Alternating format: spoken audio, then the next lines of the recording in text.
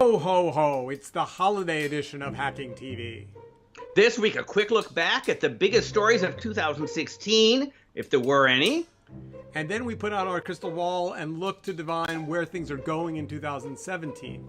There will be war on many fronts. Netflix versus HBO. Over the top versus underground. Facebook Live versus YouTube, not quite dead. Amazon versus pretty much everybody. And Donald Trump versus China. No, we're not going to do that. We're going to keep our holidays happy, and we're not going to discuss the impending apocalypse. Okay, so here's to a new year in which we'll have lots to watch, except for the news. I'm Saul Hansel. And I'm Steve Rosenbaum. And this is Hacking TV. Hacking TV, indeed it is. All right. And so why do you say there was no news in 2016? No, I think that there was lots of news, but with a couple of exceptions we're going to get to, most of the stuff happening in our world was positioning for the huge battles that we're going to see in 2017 and 2018. A lot of people introduce things that are or aren't strategic, but I don't know that for most people, the way they watch video, who they watch, how they make money from it, is really any different than it was a year ago, with one key exception. All right, so we're going to give 2016 its 5-minute due, and then we're going to move on to 17 because there's a lot to cover. Okay, so the big exception, Facebook Live. Heading into the year, nobody paid any attention to it, and it took a key piece of the world by storm. It's got huge adoption by audience and by programmers. They don't have any monetization yet, but they're set up with something that they may well be able to make something important of. We'll talk about what that is, but that's, I would say, you can offer your own opinion, that's the biggest video news of the year. I think I would have agreed with you 6 months ago, and now I'm kind of like, yeah, I don't know. I mean, you've either got all these, I listened to a podcast the other day with the New York Times, and they were talking about the fact that they're kind of like doing live because they're getting paid to do live, but it's mostly a bunch of reporters sitting in front of a camera talking about stuff. And what I think makes Facebook Live not a clear winner is that the stuff that Facebook Live does that's so exciting, which is real people with cameras out in the world, horrible protest, shooting, concert, whatever, isn't monetizable. And the stuff that is monetizable, which is Facebook doing deals with legacy, old, tired media organizations saying, hey, put your camera in front of some people and have them talk about stuff, just looks like cable TV to me. So I think the jury's out on Facebook Live, but I'm willing to be wrong. We'll talk about that as we look into the future. All I'm going to say for right now is they have an option on something. I agree with you. They haven't figured it out yet, but, as perhaps is commensurate with their size, they did something that at least touched a lot more people and gave them the chance to, the thing to figure out. All right. So looking back, what about AT&T Time Warner? I mean, wasn't that a big? Well, it's $80-some billion, right? The phone companies, we've got two deals where the phone companies are saying we want to own content. The two big phone companies took two different approaches. Verizon bought another failed, internet portal to merge with their existing failed internet portal, and AT&T bought arguably, the best, if least innovative, traditional TV network company. So sidebar question: have you changed your Yahoo password? Well, I changed it after the last first hack report. But I don't have anything on Yahoo, so you can go steal a bunch of emails that were important to me in like 2004, whenever the 5 years before Gmail came out. So our listeners may remember that Saul and I have a $10 bet pending on whether or not the transaction between Verizon and Yahoo closes, and I'm the bear. I say it ain't going to close, and you're the bull, or at least you were a couple of shows ago, saying you were putting your money where your mouth was. You thought it was good. They might be a haircut on the pricing.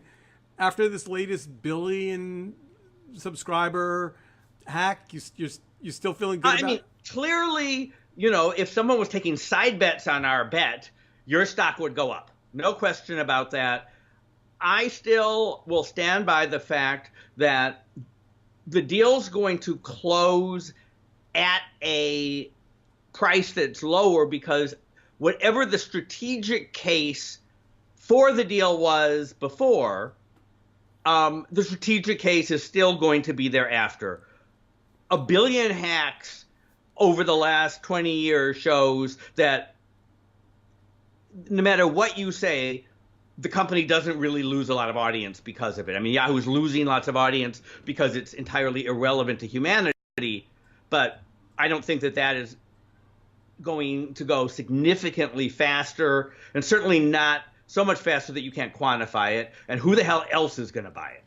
All right, so 2016 web video, we got to take a second and just talk about the election. Do we have an election? Oh, right.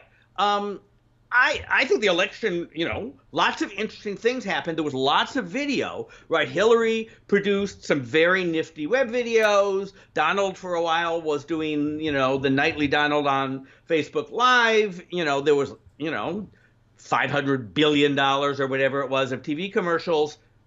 But when you think about retelling the story was network TV, the conventions, and the debates, and then it was email and maybe a little fake news on Facebook.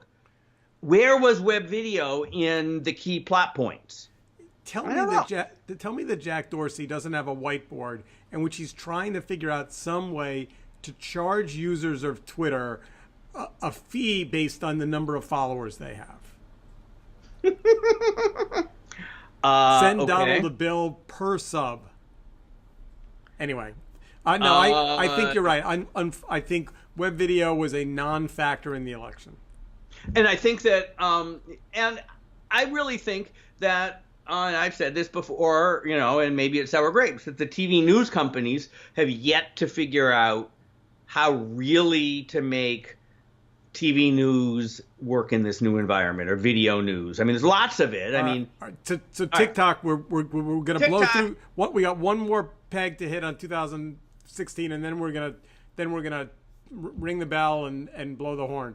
And the peg is really just setting us up, which is a bunch of people put in place their over-the-top strategy. Most importantly, AT&T.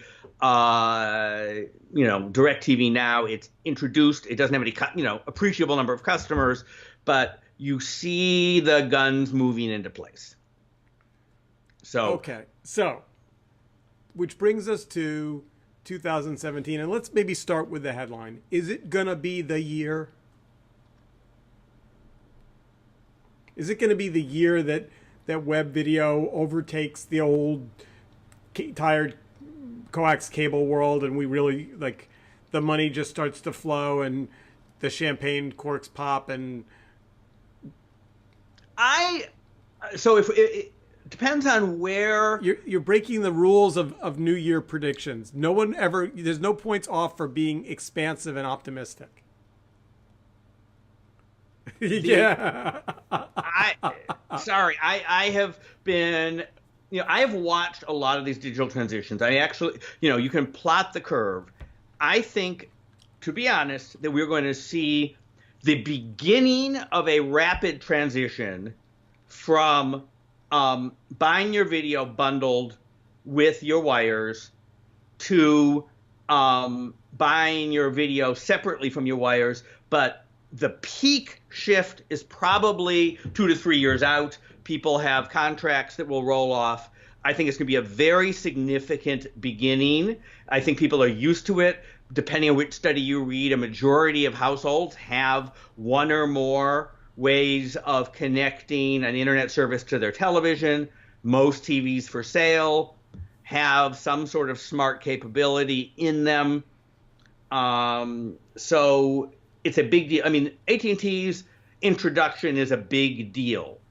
We're not going to be here a year from now and say, of the 100 million households with cable, suddenly it's 40 million households with cable and 60 million households with over-the-top bundles. That's for sure. What do you think? And by the way, as a early cord cutter that bears the bruises of the early days, I can tell you the reason you're not going to see those numbers shift dramatically is because it's a pain in the ass. It's really difficult. I've got more boxes and more subscriptions and more $9 a month this and $6 a month that. It's a pain in the ass. Does it make you wish? I mean, when you see the ads for Time Warner, now Spectrum in Manhattan, do you say, oh, maybe Charter can take care of me and I can have just one deal? No. Okay. So I wrote a piece for Forbes almost 3 weeks ago because when I spoke to my Spectrum operator, still then at that point, Time Warner, she said, just wait till we announce we're going to stop charging you for your box. There's going to be price lower. And then she said, call back as soon as we make the announcement that we've changed our name and they'll drop the box rental fee for the modem off your bill. And I called in the next day and they said, oh, no, that's not right. No, we're keeping your box modem. The only way you get the rental fee knocked off is if you upgrade to a higher speed. And then they looked at my account and went, oh, actually, no, you're grandfathered in the highest speed we have. You don't want to touch anything. Price goes up for you. So we've got really two wars. Simultaneously, you've got, do you buy your TV channels from the guy who runs the wire to your house? And do you buy your TV channels in a bundle versus a la carte, right? And right now, increasingly, the networks are offering themselves both ways. You can buy HBO in a bundle or a la carte. You can buy CBS a la carte or in a bundle. We are going to see next year more programmers sell a la carte versions of their channels and lots more bundles. If you look at the rumors, you've got Hulu, Google, maybe Amazon, Apple, Comcast, all circling around, offering some version of $20 to $60 a month with some combination of the cable networks you know and love. And so what are we going to see? We're going to see lots of noise, lots of advertising, lots of the traditional guys playing both offense and defense. Comcast will try and lock you into a contract if you already have business with them. They'll try and give you a skinny bundle or some way of keeping you, even as AT&T and everybody else tries to lure you away. So it's going to be a very, very noisy marketplace. It'll be like, the cell phone marketplace was a couple years ago before things sort of stabilized. I would enjoy disagreeing with you on that front, but so far I think you're pretty much right. I think that's probably exactly the way it goes. We'll see some innovation. Cloud DVR, which might be useful, is going to come into the market. We are going to see a regulatory environment by the, president-elect who shall not be named, that is probably going to be very hands-off. So companies that have some sort of market clout, like they own all the wires in the Northeast or they own half the cell phone towers, are going to get to bundle their stuff together and exclude other people in ways that will probably benefit big guys versus little guys. So Netflix versus HBO, which is kind of what the high level battle is in this category. You willing to pick a winner? Well, I think Netflix and HBO both do well. I think one of the most, and because, a lot of people will say, screw the other 500 channels. I have Netflix and HBO. That's more than I want to watch. I'll pay them each, $10 or $15. Life's good. I think there are two interesting questions about that space. And let's remember that unlike the bundle stuff we were talking about, this is a business that is both big, successful, and profitable. It's not both, all three, right? You've got most people subscribe to one or the other or both of those. It makes money. It's growing. It doesn't have anything to prove. So question one, how much do HBO, Netflix, and to some degree Amazon Prime and Hulu expand They're already getting into news, talk shows, reality shows, some of them sports. So there's a lot of activity around taking those franchises and see how big they can become and implicitly how much more they can charge people. We're running out of our 5 minutes on this category. And I would like to suggest that the most interesting question is, do the guys who are the broadcast networks say, hey, we'd rather be Netflix? CBS has a little bit of a product in that market, but imagine NBC Universal or Fox 21st Century Fox saying, subscribe to Fox for $15 a month and get the whole movie catalog and all of our sports and news and everything, and tries to really blow out the subscription service that they can make. That, I'm going to predict, go on a limb, that we're going to see somebody do that this coming year. I vote for Netflix all day long. I think they've got a bunch up their sleeve. I think they're going to keep playing hardball. I think they're in it to win it. So I think they want to be. How much do you think they raise their price next year? I'm sorry, what? Do they raise their price next year?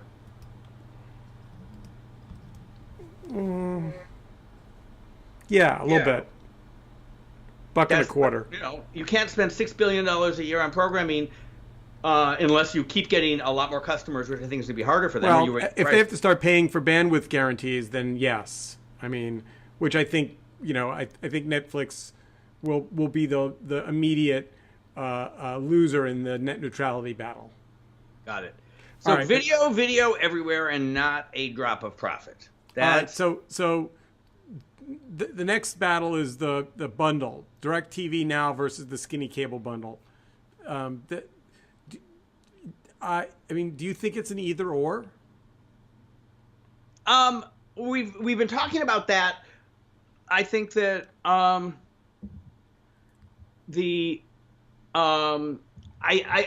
think as we've been saying, this is going to be the year that the war starts. So I think we're at that moment where, what's interesting to me is if you think about the number of devices people have, $1,000, smartphone in their pocket. I don't know. I have trouble believing that. I don't think it's either or. I think it's both. You think that they're going to buy cable and DirecTV Now? No, I think they're going to buy DirecTV Now and Netflix and HBO.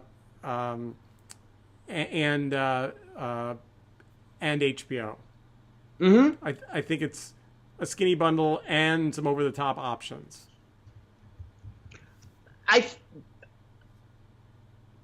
That might save them some money, but the DirecTV Now is positioned right now to compete with the skinny bundle. I think that over time we're going to have more options. I mean, I think that right now people are still duplicating over the top the things that people already have from their cable companies.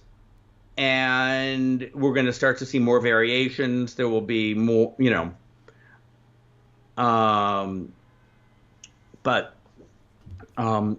again, this year, lots of advertising, lots of noise, maybe a little bit of price competition, but we don't know yet if it's going to be soon enough for there to be any sort of breakout winners. I think we can move to number 4 now. Number 4, which is a fun one because there's blood on the floor here. Video everywhere, YouTube versus Facebook. But not a drop of profit.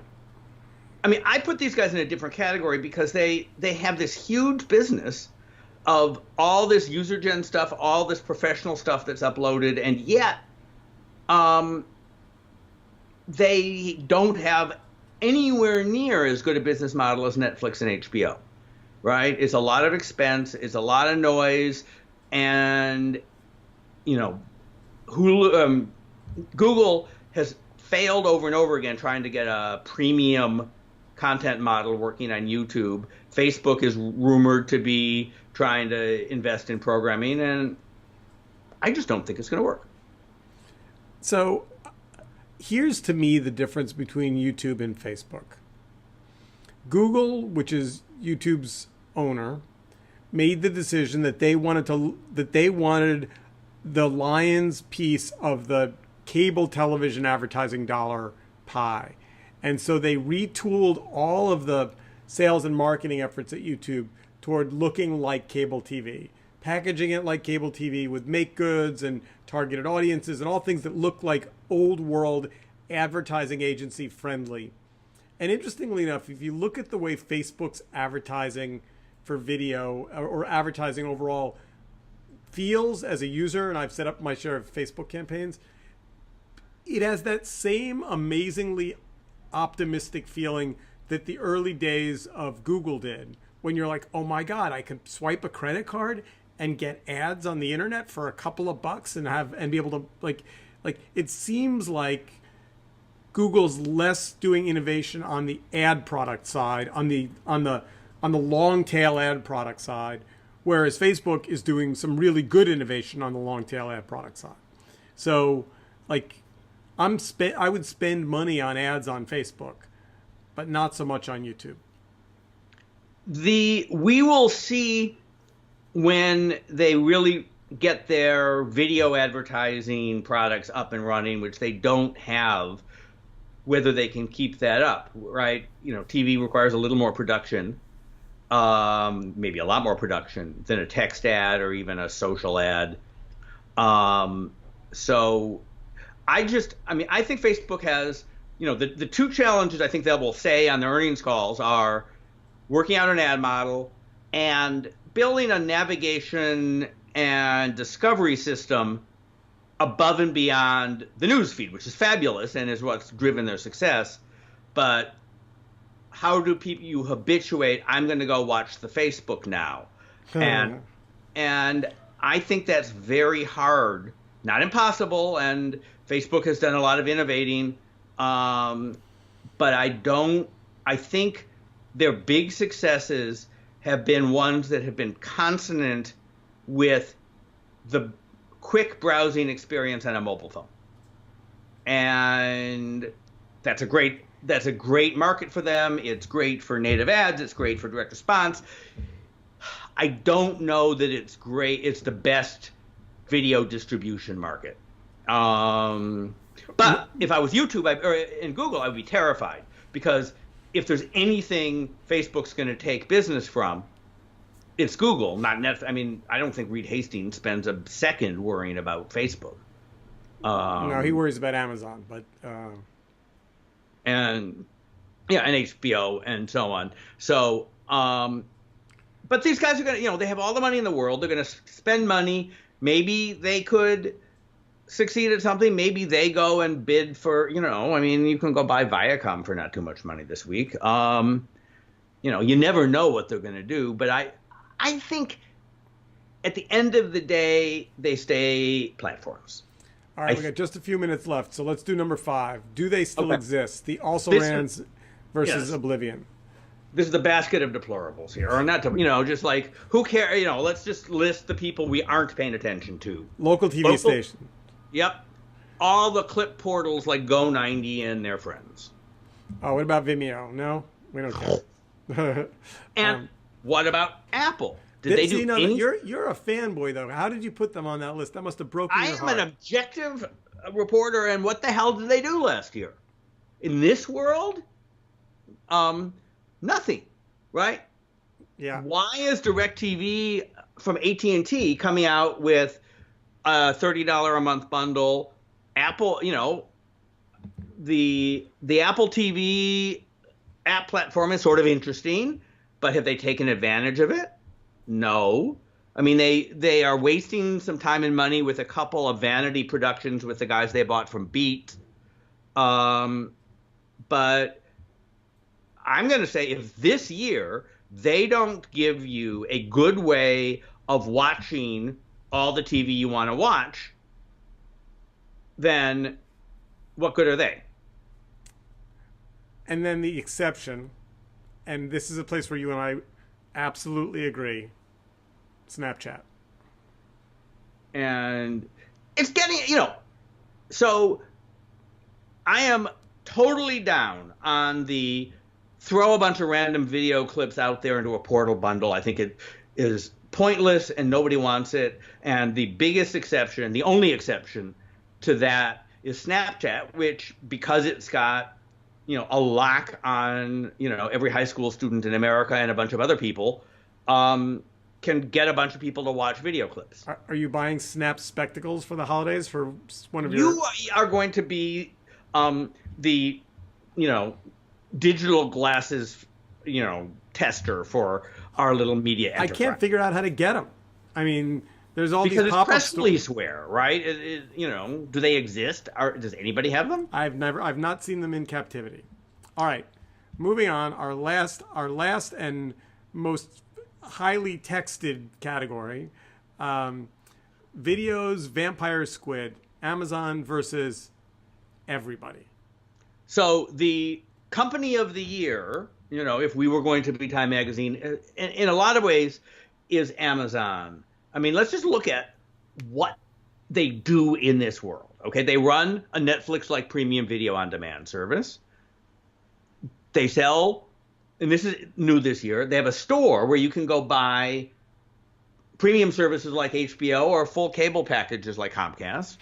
They sell DVDs for those of us who are still in the DVD world. They make Fire TV boxes and Kindle tablets and devices. They sell set-top boxes, Roku and others, right? And television sets, lots of them. And now they don't. They exercise their market power. They don't sell Apple TV, but they sell everything else. So there's a bunch of Amazon rumors. They never confirm this. So right. There's a laundry list of things people claim they're going to be doing. So we've heard them talking to sports networks. We've heard them trying to come up with their version of DirecTV Now, some sort of, over-the-top cable bundle. No doubt their programming people are thinking about whatever other kind of programming that they can invest in. There's a rumor that they're going to move to New Zealand and change their base of operation. All right, I made that one up. But after given that the president-elect is mad at the newspaper that the guy who runs Amazon owns, maybe it's no accident that they're building this little air force of drones. I don't know. So the real question is, can Amazon compete with everybody and win? And at the same time, they're doing business with these guys. They are out to get Netflix, and yet they run Netflix's entire infrastructure. We talked about that last week. They sell Rokus and compete with them. They sell programming and compete with them. They sell cloud services. They have this model of really sharp-elbowed co-opetition, right? They will, really battle to the death people who are they very happy to sell the products of. So it's a very interesting model. Prediction? I have one, but you go first. I think they will continue to be a medium size, a medium big player. I don't think that they have, they haven't made as good hardware yet as some of the other guys, but it's in the market. I think people say Amazon Prime is good as a TV service, but not quite as good as some of the other ones. So they will be credible. They will continue, but I don't know that they are going to, that there's any reason to think they're going to dominate any of these markets. So I think the unsung hero of the Amazon ecosystem is Alexa. Okay. I think that they're winning in the living room. They're winning in automation. I was at Best Buy the other day, and there was a guy from Google there, and he tried to sell me Google Home, and he couldn't get it to answer him. I couldn't get it to answer me. It was an unimpressive demo. And notice how little we talked about Google, right? We Ooh, said about some, ouch.